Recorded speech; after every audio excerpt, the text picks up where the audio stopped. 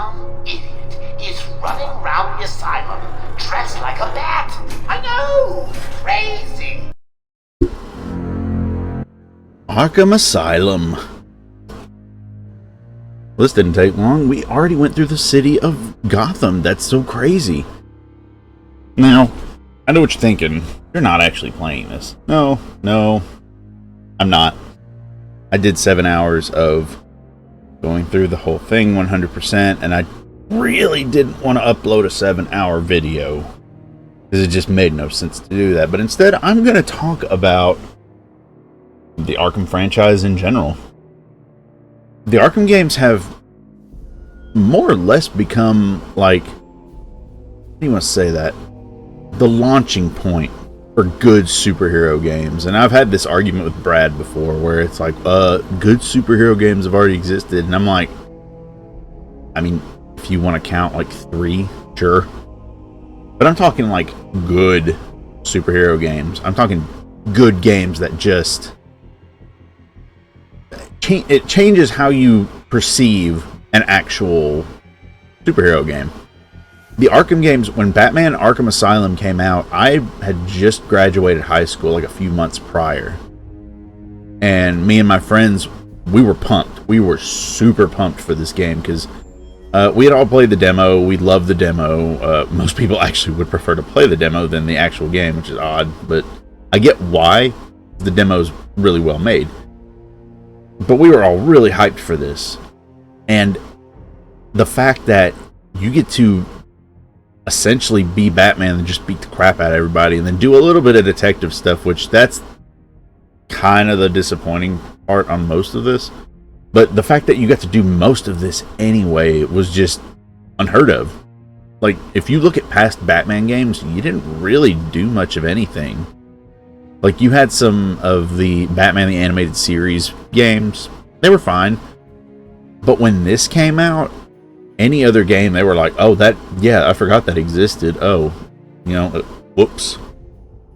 But the fact that they got the cast, a majority of the cast of Batman the Animated Series, you've got Kevin Conroy as Batman, you've got Arlene Sorkin as Harley Quinn, you've got Mark Hamill as the Joker, and like I say the full cast. You don't really have the full cast, but you've got the main people that people remember from the show. And that's important. Like, if you're going to launch a new Batman game, or I should say a new franchise in general, you're going to need some star power. And what better way to have star power than the guy who, at the time of Arkham Asylum, had been Batman since 1992. Think about that. That's 17 years? That's pretty good. But let's break down the story of this. The story of Arkham Asylum goes like this, depending on which way you want to go with it, because everybody knows Arkham Origins came first, chronologically. And I'm talking about, like, in-game story. Chronologically, Arkham Asylum came first. That's obvious. But the reason I say that is because the Arkham games originally, I believe, started out as a Dark Knight game. I think I'm remembering that right. It started out as a movie tie-in for the Dark Knight, and it ended up becoming something else, which that's fantastic. I mean, I still would have loved to see what a Dark Knight game would look like, because I've never played the Batman Begins game, and I've heard mixed on it, so not really that important. But the best part about it is the fact that it came off of that idea that it was going to be the Dark Knight, and then just evolved into this, and then evolved into even more. Now, here's the funny thing about Arkham Asylum, going into the story and everything. The story is the Joker caused a massive fire at Blackgate Prison. Batman goes to stop him, stops him a lot easier than he realized, brings him back to Arkham, and then the Joker breaks loose. And then throughout the night, you realize something, a little more something to it. And that's when you realize that the Joker wanted to come back. And I like that idea. I like that idea of this whole time the Joker like, everybody knows that Joker messes with Batman, but the fact that Batman wasn't 100% as to what was going on, he knew that something was up because of how easily he took down the Joker, which never been easy to take down the Joker. But, like, if you look, here's the thing. Brad and I get into this discussion a lot more than thinking about it now than most people would as to which Arkham game is the best. And my opinion's actually changed. Story-wise, Arkham Asylum is the best, and the reason I say that is because it's short, sweet, to the point, and while the gameplay hasn't really aged that well, like, it's still passable. Arkham City is considered the best, and I still kind of think that, but my thing is this. Arkham City is just Arkham Asylum times 10. Like, you get more gadgets, you're able to fight better, you're able to just do more. But over the years, and kind of dealing with PC stuff, because I play more on PC than I do on a system anymore, I've come to realize that Arkham Knight is actually the better / best game. Now, is the story great? It's okay. I mean, most people got mad because they were like, oh, they said it wasn't Jason Todd. And they never said it wasn't Jason Todd. They said it wasn't Red Hood. And, while technically a lie, technically truthful too, because Arkham Knight is an original character. But the problem is, the story kind of goes everywhere. And here's what I mean. I like the whole Joker being like this manifestation of where he pumped Batman full of his blood in Arkham City, and it's just a continuation of that. I like that idea. It connects things. I like that. But Scarecrow being the villain really makes no sense, because they could have just done anybody. Now, I'm glad that Scarecrow came back. Scarecrow's a fantastic character, and in Arkham Knight he looks creepy. Like, I'd probably say the best, followed by the new Batman Adventures, or Batman the Animated Series, the 4th season. A good design for the Scarecrow. The Scarecrow is always the one that you could always make scarier, and that's awesome. But I feel like he doesn't belong in the position that he's in as being the main villain. And the chemicals and stuff make sense, because he uses, chemicals and stuff to cause fear. It's fine. I mean, what else would he do? I wouldn't understand it if he did something else. But unlike with Arkham City, where you really didn't know who the main villain was, like you were told throughout the whole thing it was Hugo Strange, and then it turns out it's Ra's al Ghul. With this, you're not really sure who the main villain is. It's supposed to be Scarecrow, but you're dealing with the Arkham Knight more than you're dealing with Scarecrow. And it's kind of weird. Also, I have to give a little bit of respect to the guy who wrote that story, and the reason I say it is because he had to follow Paul Dini, who has been writing Batman stories forever at that point. Like, I gotta give that guy some respect, because most people would have been like, yeah, I don't have any ideas for this. But for the story of Arkham Knight compared to we'll go ahead and add Arkham Origins. I feel like it needs to be added anyway. For all the Arkham games, I'm gonna have to put it like this. Arkham Asylum has probably the best story, and I only say it because it's simple. It's an easy story. Joker's running around after freeing himself, and now you got to take him down.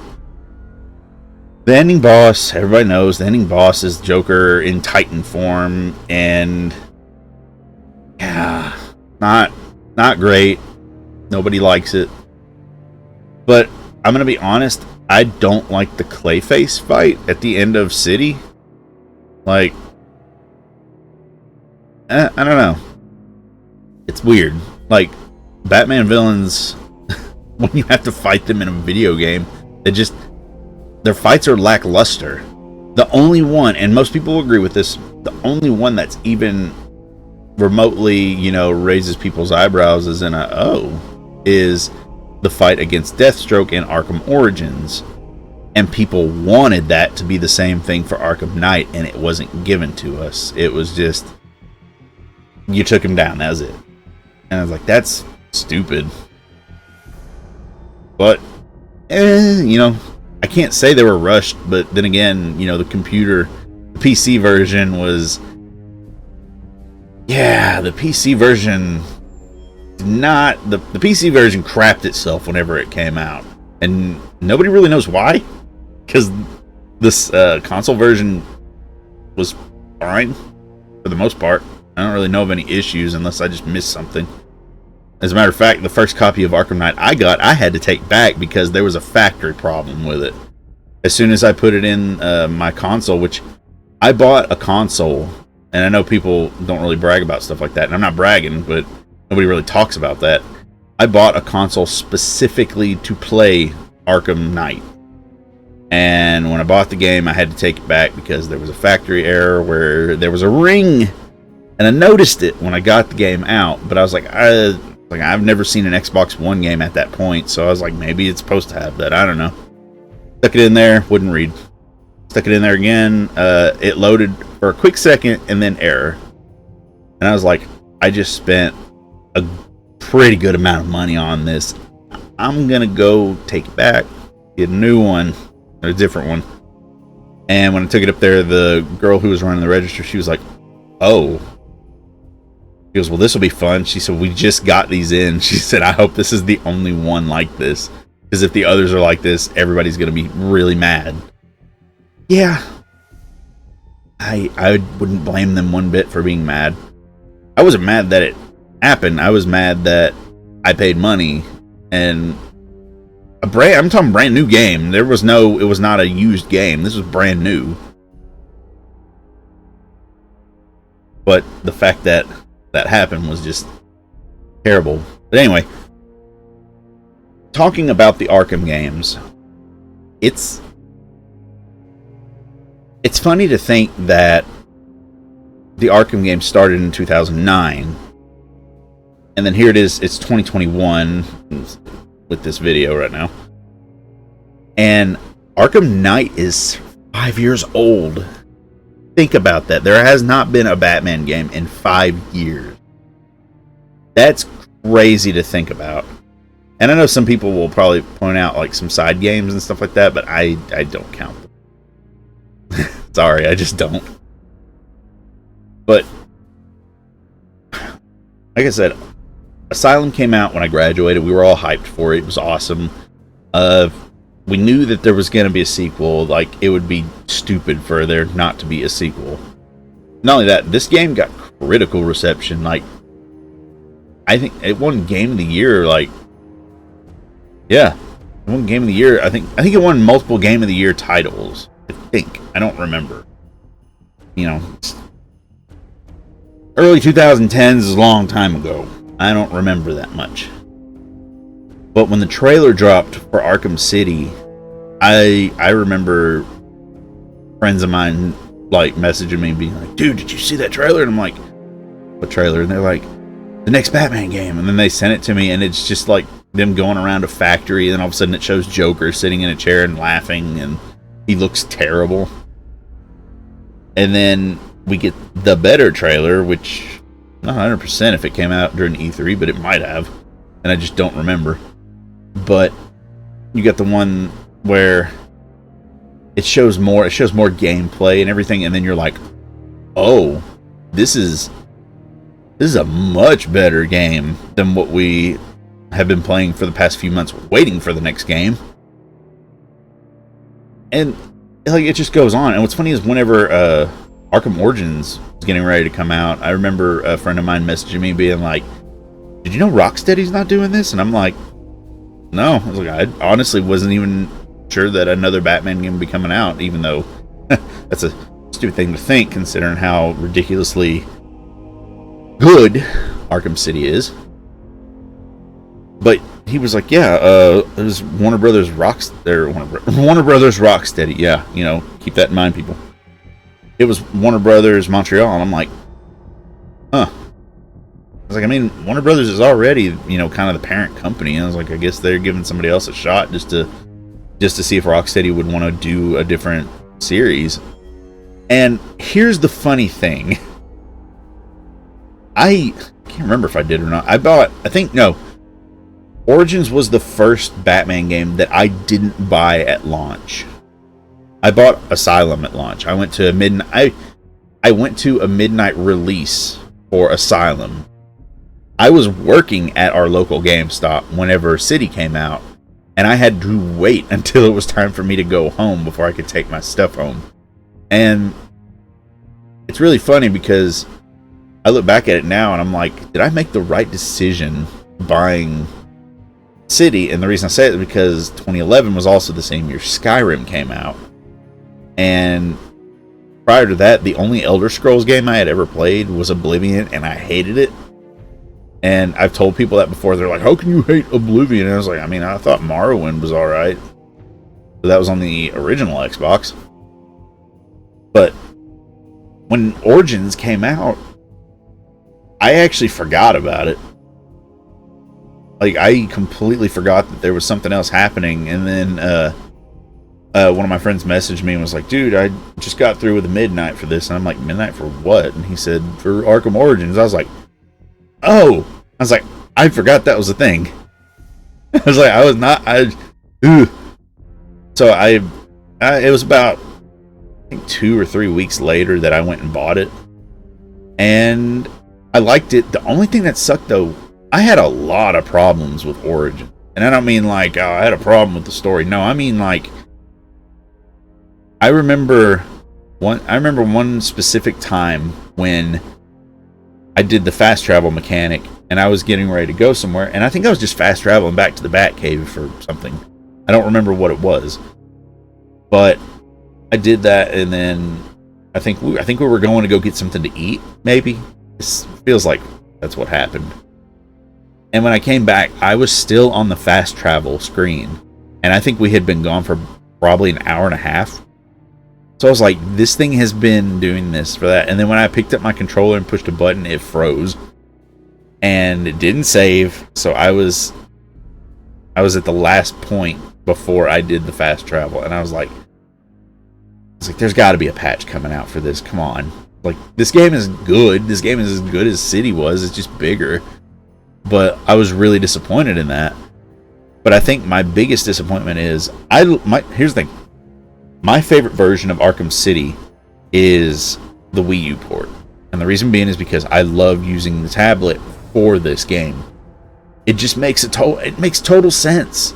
Especially when you can figure out how to incorporate everything. The only thing that sucks is doing combat, but honestly, once you have your button layout figured out, it's easy. It's like stupid easy, honestly. But the thing that bothers me is Origins also came out on it. Origins did not get the same treatment, and that bothers me. But what bothers me the most is Origins for the Wii U is an incomplete game. Like, you can get the skins and stuff. You can't get Cold Heart. Cold Heart was not released for the Wii U, and that is a shame. Because if they had done the same thing with Origins that they did with City, the Wii U version would be the superior version. Because here's the thing. I never had any slowdown or freezing issues with the Wii U version at all. Like, I had maybe a couple of like frame skips, but that honestly means nothing to me. I never had any of the issues I had on the 360 or the Xbox One. And I don't really know how to explain that. Now, I talk about that, but I think I need to talk about why Arkham Knight is my quote-unquote favorite. I love Arkham Asylum. I love Arkham City. I love Arkham Origins. I love all the games. I love Arkham Knight because there is so much to do. And that's the one thing that most people hate about it, is because there's so much to do. But the thing is this, I'm not a speedrunner. I never claimed to be. But I do always try to see how fast I can beat a game. Like, just for me personally. I can find all of the firemen. Well, except one, because you can't really do anything about that. I can pretty much find all the firemen, like, maybe 2 hours into the game. And I say maybe because I know you have to progress a little bit to get them to show up more. But, yeah. And then Riddler trophies, I'm usually going everywhere getting Riddler trophies and completing the challenges and stuff like that. I do understand why people hate the Batmobile. I love the Batmobile. I hate the fact that the Riddler, for whatever reason, decided that he was a mechanic and he was gonna make racetracks. Seriously. Whoever came up with that idea, please don't come up with that idea ever again. Nobody appreciated it. Here's the thing. It's weird to think that in Arkham Asylum, which is the game you're seeing right in front of you, obviously. It's weird to think that Arkham Asylum originally had, like, I think almost 250 Riddler trophies and stuff like that. Well, I said Riddler trophies, Riddler challenges. We'll just put it that way. Arkham City had 400. It had like double. I don't remember how many's in. I don't remember how many is in Origins. I haven't played Origins in forever. But they weren't really Riddler stuff because he wasn't the Riddler yet. And then in Arkham Knight, they lowered it kind of back down to where it was, which was weird. But like, I was looking back at that one day and I was like, why did Arkham City have 400 Riddler challenges? Like, that made no sense. And then they dropped them because people complained, and I'm like, you might as well have made it 400 for this. Arkham Knight made sense for it to be that because Arkham Knight is a much bigger map. But the Riddler challenges, having to use the Batmobile, I don't like the racetracks. I'm just going to say that. I don't. The Batmobile controls nicely, but it's not a race car. Like, it controls nicely. It doesn't control that nicely. Like, there's been times when you have to do like a kind of a hairpin turn and everything, and next thing you know, you're just flipped upside down somehow, and it's like, what just happened? Now,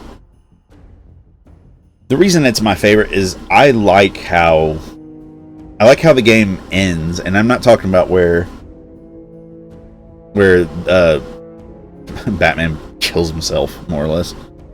But I'm talking about like how, like before it gets to them taking down Scarecrow and all that. I like how it shows Bruce beating the Joker, you know, which is more or less his inner demon. Like, I like that. That's a really cool idea. All the other stuff in the game, like, it's kind of side stuff. Man-Bat, I don't really care for Man-Bat. The militia is a good idea. Unfortunately, like, the only way they're gonna hurt you is if they just gang up on you, and even then, there's no guarantee that you're not beating them. The Two-Face and Penguin stuff is... I feel like with all the times that Batman has fought the two of them, that they would be a little more prepared for Batman, but they're not. So I don't know what the deal is with that. Let's see, what else? Like, the Azrael stuff I think is fine. Like, it's one of those things, like, it's the same thing through all the games. I think they're fine. Like, and I'm talking about, like, the challenges and stuff, the extra fluff, I guess I should say. If it was just me flying around, well, gliding around as Batman, like, looking to help people, looking to, like, take down some criminal and stuff like that, just like Arkham Knight in a big open world, I would be fine with that. I don't really care for the objectives thing. What are my objectives? Or, as they say in Arkham Knight, give me a readout on Gotham's most wanted. You know, I feel like that's not a Batman thing. I've had people say, well, if they didn't have that, you know, they wouldn't really know how to do a Batman story. I was like, there's no objectives in... And here's what I mean by that. There's no objectives in Arkham Asylum, and what I mean by that is there's nothing that says, oh, well, you're here now you need to go try to find this. Nothing tells you that at all. The Riddler stuff is completely optional. The only reason I even do it is because I'm not a completionist, but if I know how to collect, which I do, I'm going to go ahead and do it. I don't really see the point in not doing it. Not only that, when Riddler gets arrested and stuff, it's always funny. Like, at one point, you hear him, I think he's eating supper or something like that, and then all of a sudden the cops just bust in where he's hiding. And I'm like, that's pretty funny. That's good comedy. Because then he's like, no, you cheated. How dare you?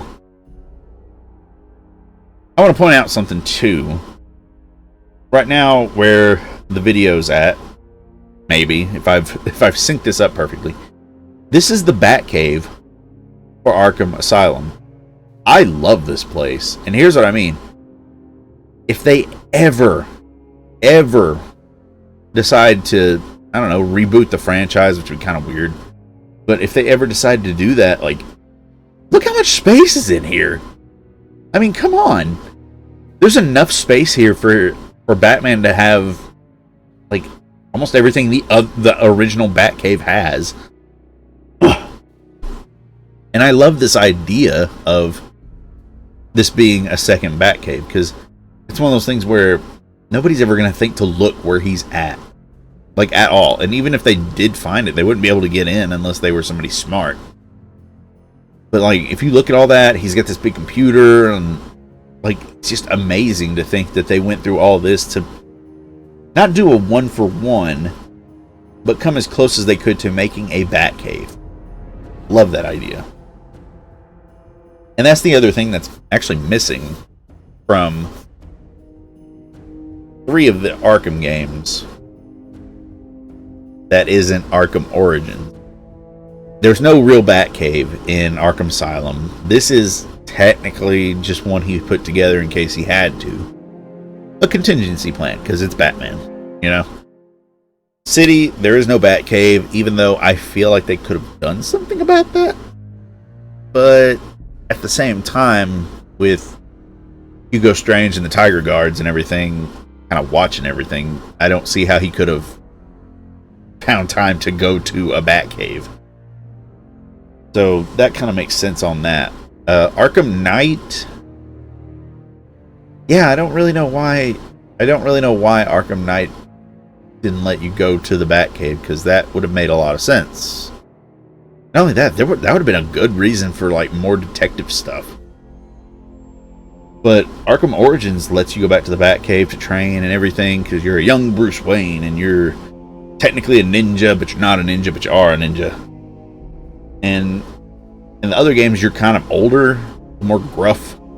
And in Arkham Knight, you're old. You might as well say you're old. Because I think, as I go, I'm not 100%. I don't remember the timeline. But I think Arkham Knight is like 9 years after Arkham Origins. I might be wrong on that. I probably am wrong on that. But somebody out there knows, and I can always be corrected. Because, I mean, what fun would the world be if you're always right? It's stupid. So if I'm wrong, go ahead and, you know, be nice about it. Because I don't know everything. I'm not going to ever say that I do. I'm not Brad. Brad will just say it just kind of sarcastically. But yeah, I think I'm not going to say I'm right. I'm not going to say I'm wrong either. I'm just going to be like, that's what I remember. Memories can always betray. Just remember that. Now, I want to go into dialogue in these games. And I'm gonna have to go off the other three because, like I said, it's been forever since I've played Origins. But I will say this for Origins. I'll start out with that first. Origins has a fantastic voice casting for people who aren't the originals, for people who aren't Kevin Conroy, Mark Hamill, and all that. These people are good. I like their voice work. I really do. However, minus Asylum, here's the thing. I don't hate Tara Strong, but I don't really care for her Harley Quinn.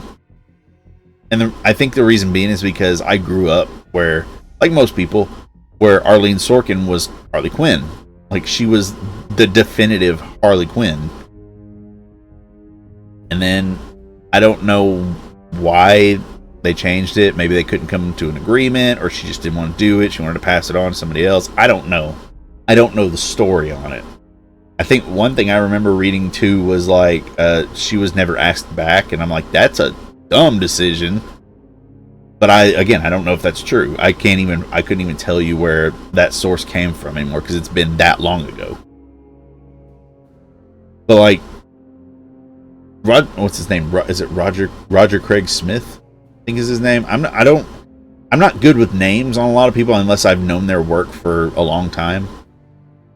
But I think that's correct. I like his voice for Batman because it feels like a younger Batman. It feels like somebody who's still like full of anger and everything.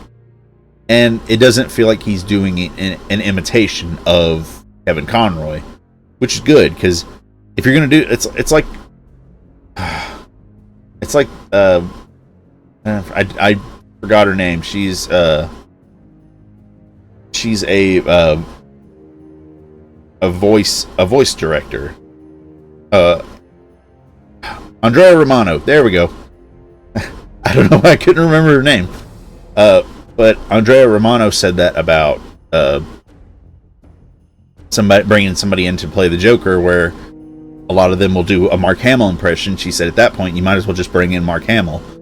And she's right. And I'm glad that Roger Craig Smith did not do an impression of Kevin Conroy, because again, at that point, you might as well just brought in Kevin Conroy himself. It makes sense. However, Troy Baker did a Mark Hamill impression for his, but I like his impression because it sounds younger. That's crazy to think of, because I'm sure Mark Hamill could do a younger Joker. I don't know that he could, but I'm sure he could. But the fact that Troy Baker can do almost the same kind of like mannerisms, like when he talks, you know, like the same kind of dialect and stuff like that whenever he speaks, but sound like he's, you know, 10 years younger or something like that.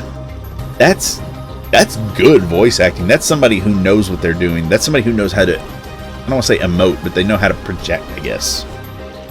And that's fantastic. You don't hear a lot of people doing that. And it's funny because eventually Troy Baker also did Batman. So I think I think he played in the Batman versus Teenage Mutant Ninja Turtles movie. I think he played both Batman and the Joker. So he was enemies with himself. Just like everybody always makes the joke of, wouldn't it be something if the Joker was actually just a clone of Bruce Wayne? I was like, that'd be weird. But it seems like a comic book thing anyway.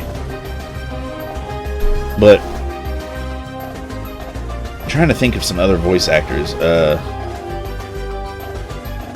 I hear some familiar voices, and it's funny because me and Brad do the same thing when it comes to playing a video game or watching a show.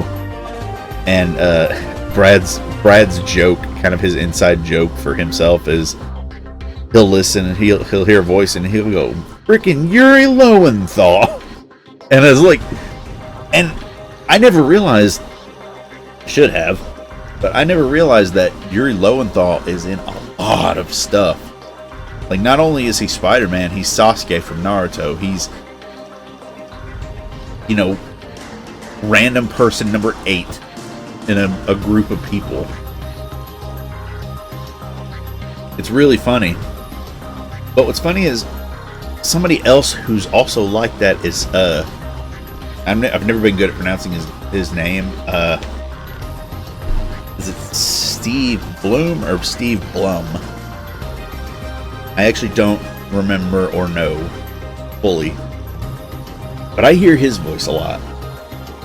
Like, and it's funny because in Arkham Asylum, I'm pretty sure he's one of the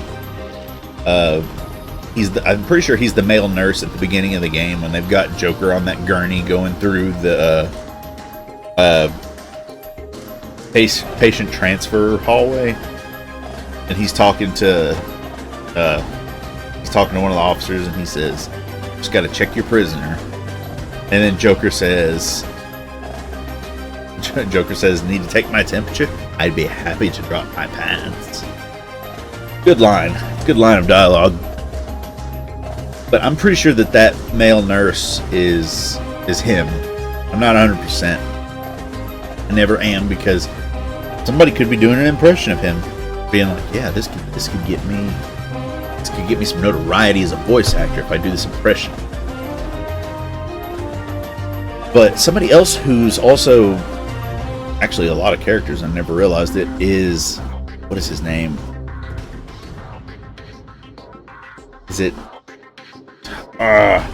I gotta look that up because I can never remember his name. He's the voice of Professor Utonium from Powerpuff Girls. And I think he also does the voice of Yoda. Like, not old school Yoda, like more current Yoda. What is his name? Is it? No, it's not. Yeah, Tom Kane. I couldn't remember if that was his name. I kept thinking, I was like, no, I'm pretty sure that's right. But I was like, I'm gonna double check. Yeah, Tom Kane. He does the voice of Quincy Sharp. He also does the voice of, actually, in this clip right here, well, I went past it. But like the officer that wasn't wearing a helmet, I think he does his voice too. And it's funny that I say these things, like, that voice right there, that voice right there. A lot of these voice actors are very well known and have a long history, and people don't really think about that. Most people are just like, "Oh yeah, I know him from something." And honestly, I wouldn't be surprised if, like, John DiMaggio's in this game somewhere, the voice of Bender and Marcus Phoenix. And I just never noticed it. Like, he's just putting on that good of a voice disguise. And something else that's funny. There's a dude who talks on here, and he talks like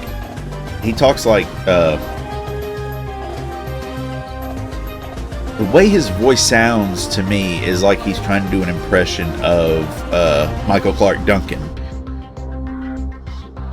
And I mean, like, he sounds like he's doing an impression of like a big black dude. And I'm like, I know this voice from somewhere, and I don't know who he is. But I'm like, I'm kind of, it's weird though, because I hear that voice. A lot of the people whose voice that comes out of are white guys. I'm like, I don't think I've ever heard a white guy sound like that. But then again, I don't really leave my house half the time, so maybe people, I don't know, maybe people finally changed it and started accepting stuff. But I think the weirdest thing about the Arkham games is I've noticed that a lot of the enemies look the same. Like, it's kind of weird. Like, Arkham Asylum does it more, obviously, because it's the original. Like, look at this. You look at here, you got two Titan bad guys who one gets beaten right now. You have two guys like that, and I mean, I'm kind of confused on it. And I'm kind of confused on it for the fact of they look like the same guy, but they decided to make one black, or they decided to make one white. Like, it's a weird thing. It's like, I mean, no joke, if you look at their faces, you might as well say they're twins. It's really weird. I'm like, the only thing that even makes any sense, and I've said this to people before, and I'm like, the only thing that makes any sense is because this is the first game of its kind. And it wasn't that they were limited, but they wanted to get the game out quick enough, so they just really didn't bother with different criminals. Like, the only different criminal you'll see is, you'll see one that's got like a face mask on, and it's one of the ones that, you know, dual wields knives for whatever reason. Sure. But I think Arkham City, I know for a fact, has more, like, has a more diversive, and I hate using that word because it's overused nowadays, and honestly a lot of the people who use it annoy me. But what I mean by that is everybody looks different, and I'm like, that's cool. Like, I would prefer people looking different. I would prefer not everybody looking the same, because then it just kind of like, well, then what was the point? Now you have a gang of like 40 twins, and it makes no sense. I think Knight still has some characters that look the same, or at least dress the same anyway. But then again, a lot of them wear the same kind of masks, so that's passable. Like, I'm fine with that, because I'm like, okay, they're wearing a mask, whatever, it doesn't matter. The one thing that makes actually the least amount of sense is a lot of the people in City, a lot of people in Asylum too, they sound the same. They have this, like, it's the same person speaking through different people, and I don't get that. Like, either they really thought that this game was going to flop. Like, I'm talking about Arkham's Asylum.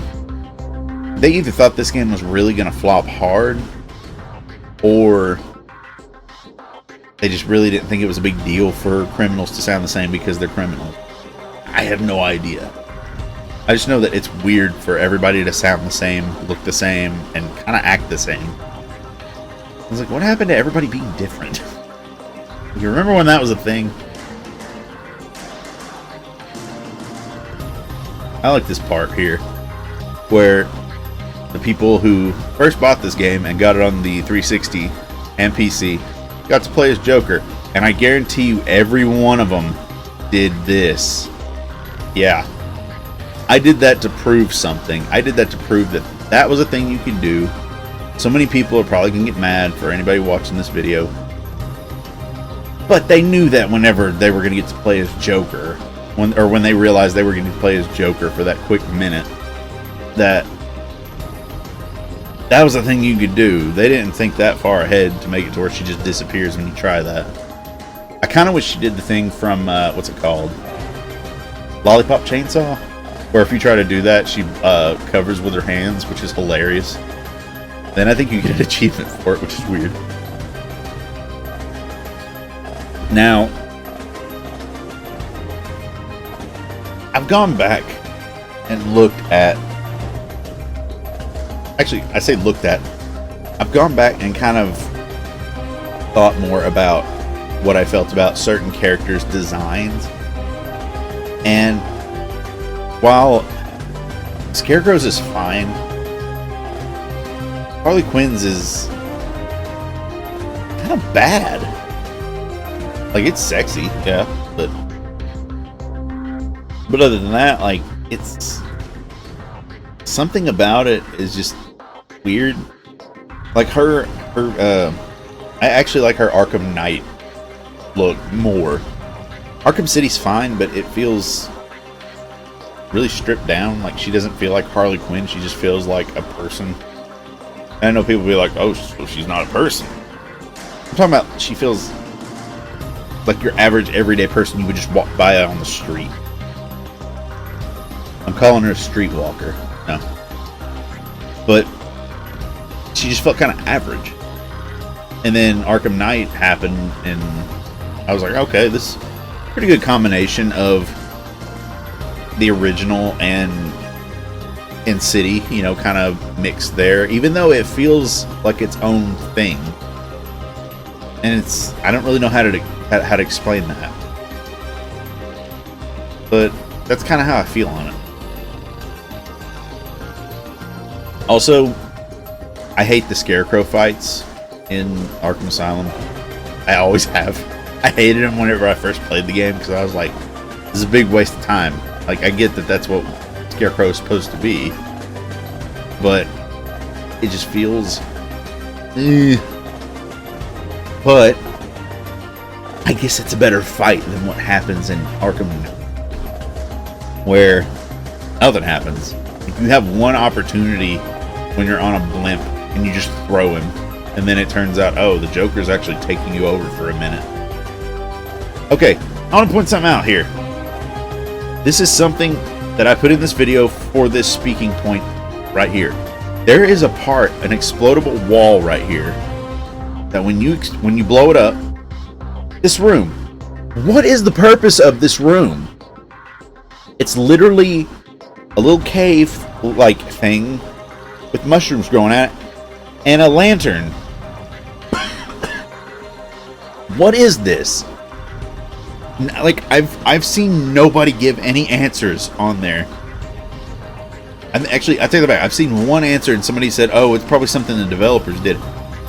For what purpose? Like, for real, for what purpose was that? Because there's nothing in there. Why even have it?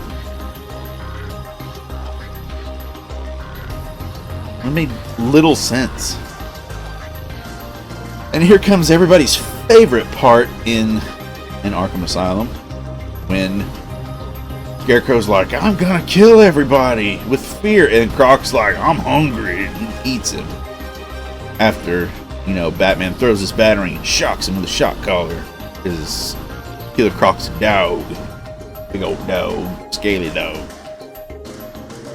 Now, I'm probably the only person who actually likes the Killer Croc thing, where you're just kind of skulking around trying to get the spores and everything.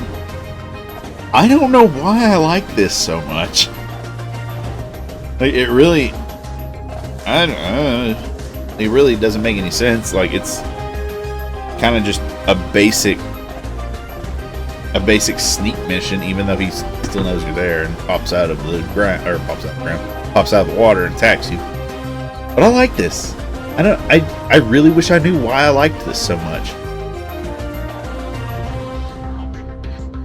But like, whenever I'm playing this, I'm just kind of kick back and relax. If I've got the volume up, I can hear the music when you collect spores, and it's a really nice music. It's a really nice piece of music.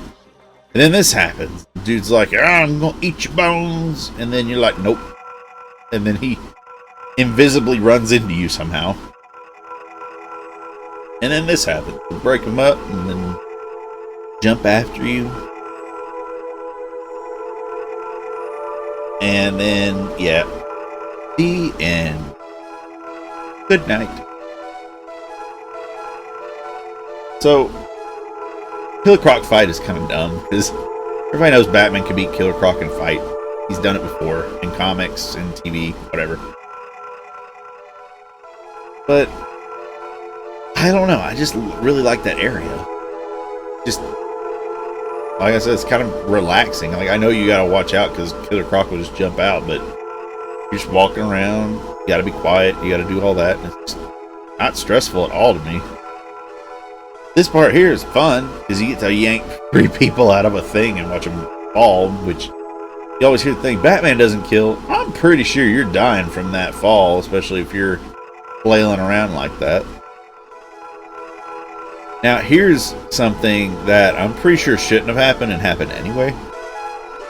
Here's what I mean. Not getting the, also part of the things cut for some reason. But, getting the Croc tape obviously doesn't matter. But here's what's funny. Not a lot of people know you can do this. You can actually, what I'm about to do right here, you can use the cryptographic sequencer to turn those off, and then you can leave. But here's the funny part. I remember trying this a long time ago, like a long time ago.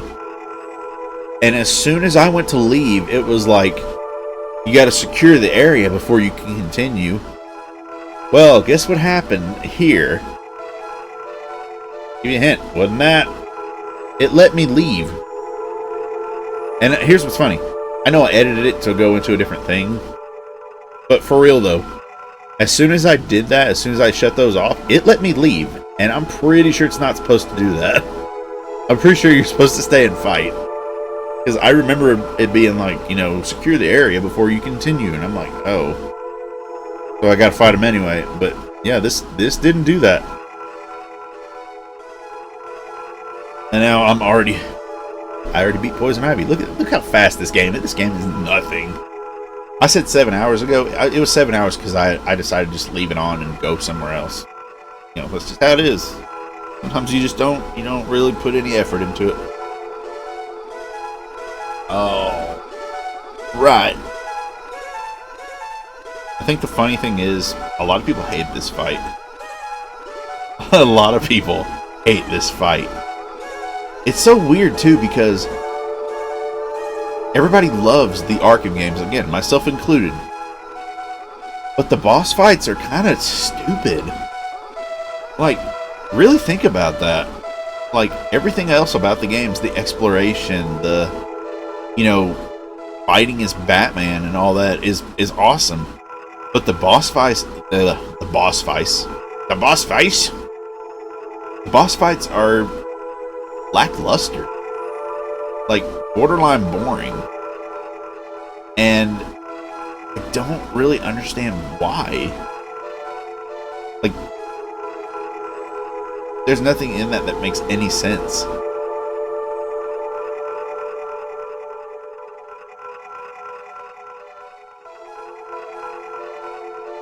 I just realized I had my mouse on that, so that's going to be there the whole time. Hooray. But I'm not redoing this video, you guys. I am keeping this where it's at right now. This is 57 minutes of my life, and I don't feel like redoing that. Now, upcoming is, I think, everybody's most hated ending to an Arkham game. But first, I think you should know that right now, explosion.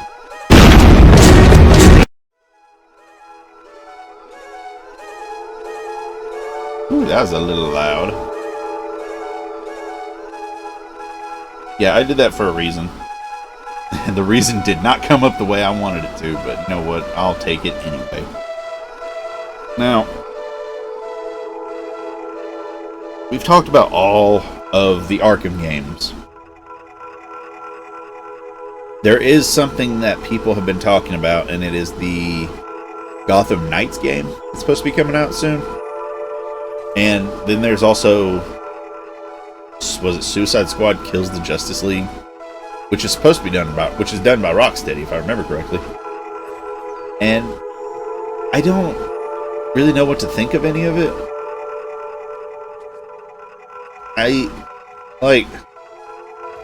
This was an established franchise, and for whatever reason, they killed it off. And I'm like, honestly, as successful as, well, I know people will say, well, they just didn't want to run it into the ground. It's like, with all the villains, with all of the storylines, with all of these things that Batman has, you can't run this into the ground. Like, I mean, if you want to, like, keep complicating the combat, sure, you can run it in the ground then, but it's just one of those things where after Night, I feel like you could have gone above and beyond what people thought you could. And that's just again, that's just my thoughts. That's me putting my 2 cents in. Okay. Yeah, here comes the part that everybody loves. Also, I want to say this. The best looking Batman game is actually Arkham Knight. That's just factual. However, Arkham Asylum is right behind it. Here's what I mean. Arkham Asylum has these awesome shadow effects that just make it look like a darker game. And I love it. Arkham City doesn't have that because there's a lot of floodlights in the areas, and it just kind of takes away from it. And I don't know why. Arkham Origins is supposed to feel Christmassy, and it does. Kind of. There's not a lot of people out on Christmas, which is weird, but there is supposed to be a big snowstorm there, so that makes sense. But, like, if you look at a lot of the cutscenes for Arkham Asylum, it's just like, oh, you know, it's just dark. And dark in a good way. Like, the shadow feel just feels nice.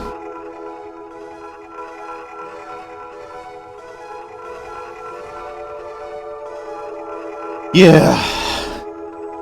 You ever wonder why this is most people's most hated fight in a Batman game? This is why.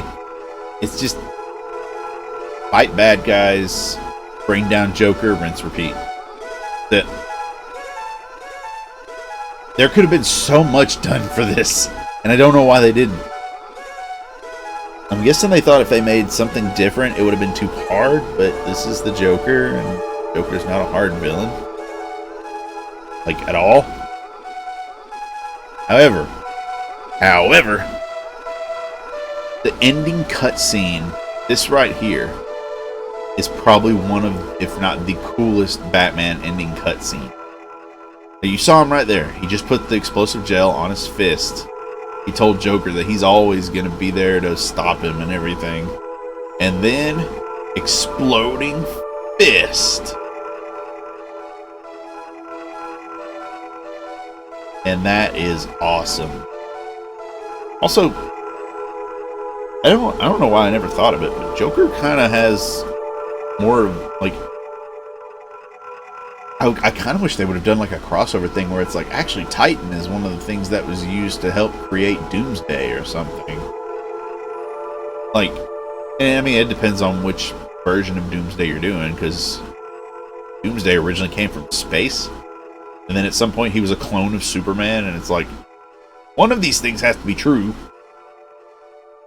And that's it, guys.